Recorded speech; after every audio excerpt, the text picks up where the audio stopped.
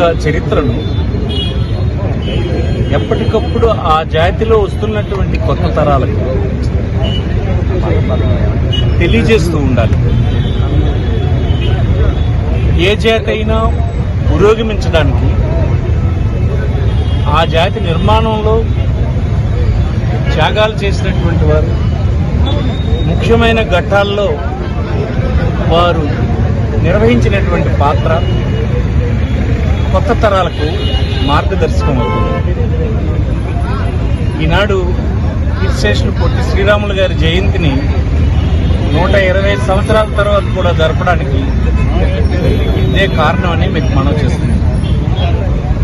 మద్రాసు ప్రాంతంలో తెలుగు వారిని నిర్లక్ష్యం చేసిన రోజుల్లో, తెలుగువారు అవమానించబడుతున్నటువంటి రోజుల్లో, తెలుగువారిని దేశవ్యాప్తంగా గుర్తించినటువంటి రోజుల్లో పొట్టి శ్రీరాములు గారు ఉలుసు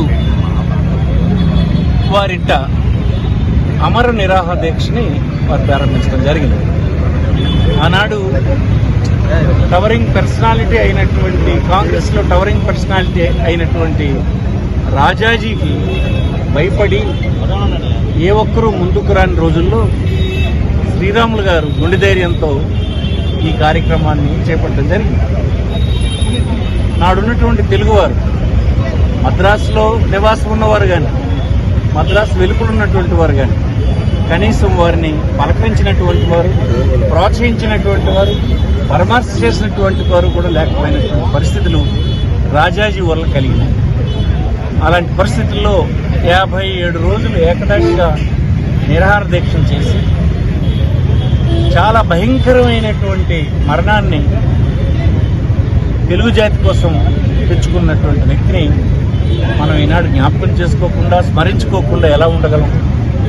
అందుకే నేటి పట్టణంలో ఉండేటువంటి వారందరూ ఇక్కడ వారికి పూలమాల వేసి వారిని మరొకసారి స్మరించుకొని తెలుగు జాతిని ఒక తాటిపై నిలబెట్టి ఈవేళ 2 రాష్ట్రాలు తెలుగు పేరిట దేశంలో కొనసాగుతున్నటువంటి దానికి పొట్టి శ్రీరాములు గారు ప్రధానమైన కారకులని ఈ సందర్భంగా మనం చేస్తున్నాం.